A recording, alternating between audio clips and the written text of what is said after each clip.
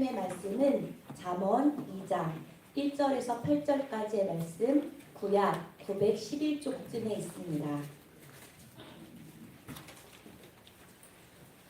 잠언 2장 1절에서 8절까지의 말씀 구약 911쪽쯤에 있습니다.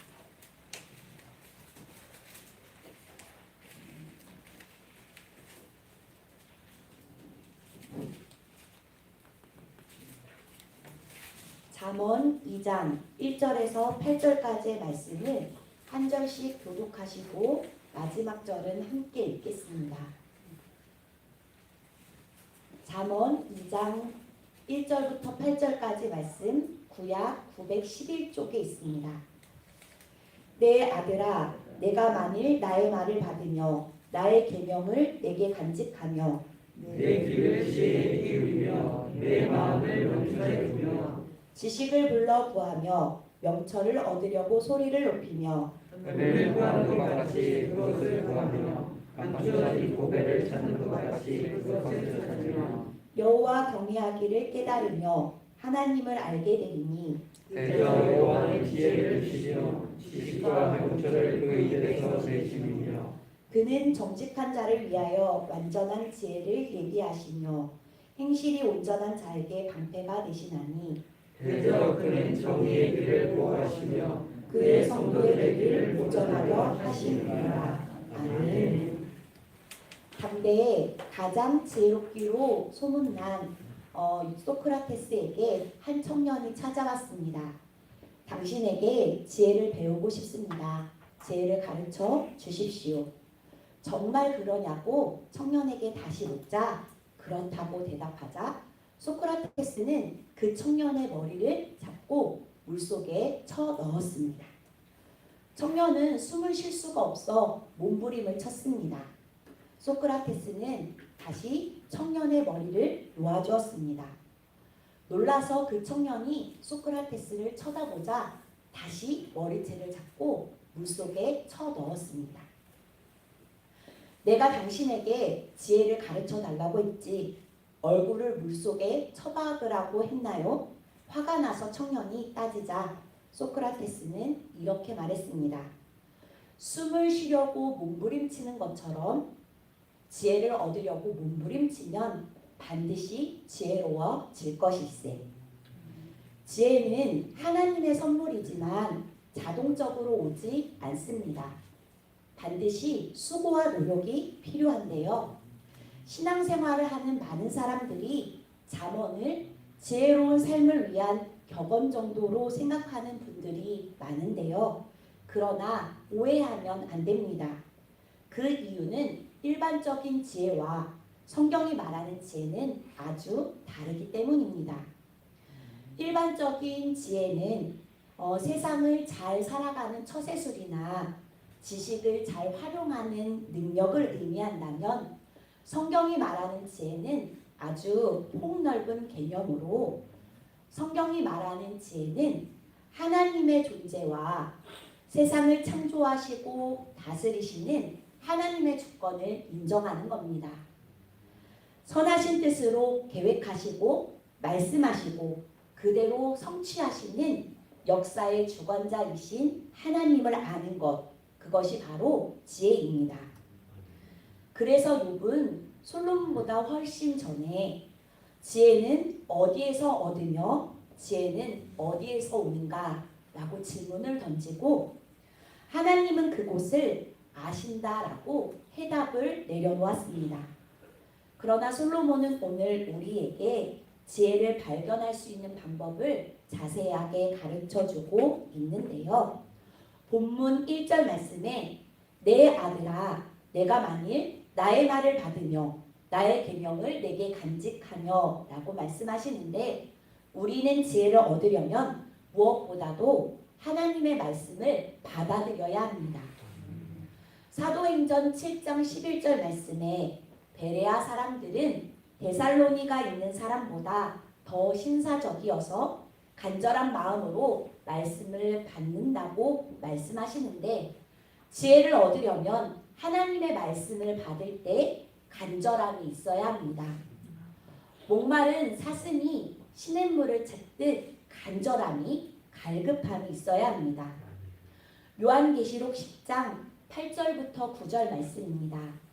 하늘에서 나서 내게 들리던 음성이 또 내게 말하여 가로되 내가 가서 바다와 땅을 밟고 섰는 천사의 손에 펴 놓은 책을 가지라 하기로 내가 천사에게 나아가 작은 책을 달라 한즉 천사가 가로되 갖다 먹어 버리라고 말씀하시는데요. 성경은 하나님의 말씀을 간절히 받는 태도를 강렬하게 표현하여 먹는다라고 합니다. 그리고 예레미야 선지자는 내가 주의 말씀을 얻어 먹었사오니 주의 말씀은 내게 기쁨이요 내 마음의 즐거움이오나 라고 고백하는데요.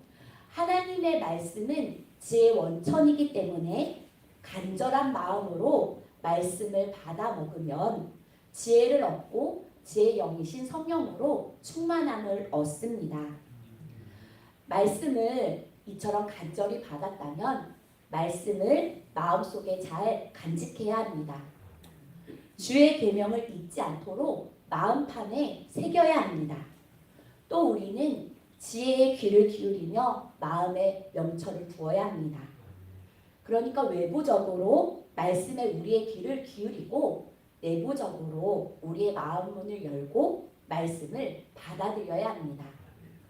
둘째로 지혜를 얻기 위해 기도를 많이 해야 합니다.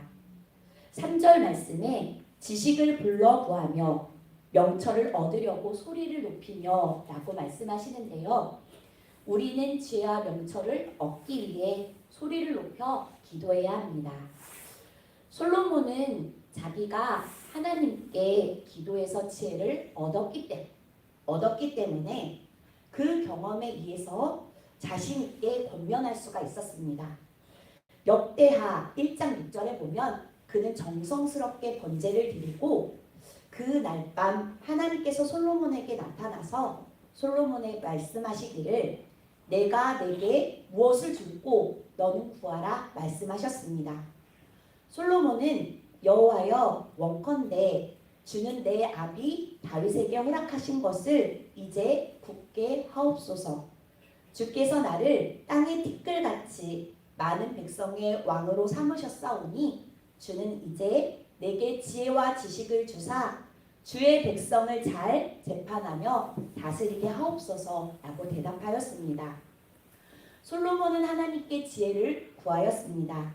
그때 솔로몬의 기도를 들으신 하나님은 매우 흡족해 하셨고 그가 구하지 않는 부와 귀를 더하여 주셨습니다. 야고보서 1장 5절 말씀에 너희 중 누구든지 지혜가 부족하거든 후히 주시고 꼬짓지 아니하시는 하나님께 구하라 그리하면 주시리라 라고 말씀하셨습니다. 그래서 시편 기자는요 하나님의 말씀을 잘 깨닫기 원하는 마음으로 내 눈을 열어 주의 법에 기이한 것을 보게 하옵소서라고 기도하였고요. 사도 바울은 성도들을 위해 지혜 얻기 위해 중보기도를 했는데요. 에베소서 1장 17절에서 19절 말씀에 우리 주 예수 그리스도의 하나님 영광의 아버지께서 지혜와 계시의 정신을 너희에게 주사 하나님을 알게 하시고 너의 마음의 눈을 밝히사 그의 부르심의 소망이 무엇이며 성도 안에서 그 기업의 영광의 풍성이 무엇이며 그의 힘의 강력으로 역사하심에 따라 믿는 우리에게 베푸신 능력에 지극히 크심이 어떠한 것을 너희로 알게 하시기를 구하노라. 이처럼 성도들이 지혜를 얻기 위해 간절히 중보의 기도를 올려드렸습니다. 이처럼 지혜를 얻기 위해 우리는 기도를 많이 해야 합니다. 그럼 지혜로운 사람의 특징은 무엇일까요? 첫째로 영혼의 기쁨이 있습니다. 얼굴이 밝아지고 말이 부드러워지며 영혼의 기쁨이 생겨납니다. 둘째로 근신하게 됩니다. 근신은 삼간다라는 뜻인데요. 스스로 조심해야 할 것과 하지 말아야 할 것을 분별하고 행하는 겁니다. 우리는 정말 원치 않은데 불쑥 튀어나오는 말이나 행동으로 타인에게 상처를 줄 때가 많고요. 또 낄 때 안 낄 때 분별하지 못하여서 부끄러움을 살 때가 있습니다.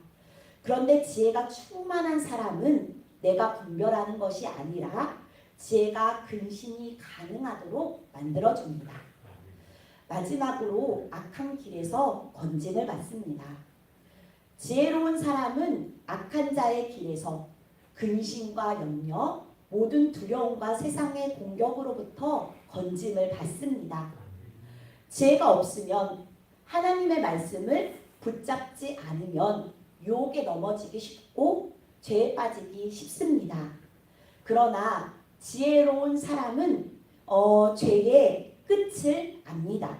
18절 말씀에 그의 집은 사망으로 그의 길은 수울로 기울어졌나니 라고 말씀하시는데 죄의 끝은 죽음이고 죄의 길은 지옥에 빠지는 겁니다.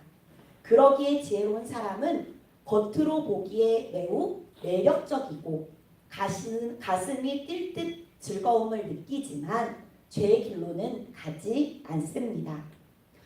7절 말씀에 하나님은 완전한 지혜를 예비해 놓으셨다라고 말씀하십니다. 그러므로 지혜를 얻기 위해 간절한 마음으로 말씀을 받고 그 말씀을 마음에 간직하며 지혜를 얻기 위해 기도하며 하나님께서 예비하신 지혜를 받아 영혼이 즐겁고 근신하게 되며 죄악에서 건짐받는 믿음의 사람들이 모두 되시기를 주님의 이름으로 축원합니다. 아멘. 기도하시겠습니다. 우리에게 주시려고 완전한 지혜를 예비하신 주님, 우리 모두 지혜를 찾는 자 되게 하옵소서. 간절한 마음으로 하나님의 말씀을 받고 그 말씀을 마음에 간직하며 간절히 기도할 때 지혜의 영으로 충만하게 하사 우리의 영혼의 즐거움이 넘쳐나게 하시며 근신하게 하며 악에서 건짐받게 하옵소서. 불꽃 같은 눈동자로 지키시는 주님, 하나님의 놀라운 섭리 가운데 하나님의 크신 은혜 속에 이 나라가 서 있음을 고백합니다. 하나님께서 이 나라의 주인이시며 모든 역사를 주관하시는 섭리자이심을 고백하오니 하나님의 꿈을 이루는 일에 이 나라를 사용하여 주옵소서. 얼마 남지 않는 전국 동시 지방선거를 위해 기도하게 하시고 선거를 통해 나라를 위해 일할 좋은 일꾼을 세워 주옵소서. 전쟁의 위협 속에 있는 이 나라 인족을 지켜 주시며 복음으로 평화 통일되게 하옵소서. 코로나로 국민의 경제가 많이 힘들어졌습니다. 주님, 고통과 위기 속에 신음하는 주님의 백성을 찾아가 위로하여 주옵소서. 몸이 아픈 환우들을 위해 기도합니다. 우리를 위해 십자가에 달리신 주님, 그 크신 사랑으로 환우들의 환부를 만져주시사 깨끗이 치유하여 주시고 새 힘과 믿음 주셔서 주님을 다시 섬길 수 있는 은혜와 복을 허락하여 주옵소서. 오늘은 금요 기도회로 모입니다. 온 마음과 정성을 다해 드리는 예배를 받아주시고 간절히 올려드리는 우리의 기도에 응답하여 주옵소서. 이 모든 말씀 우리 주 예수 그리스도의 이름으로 기도합니다. 아멘. 하늘에 계신 우리 아버지여,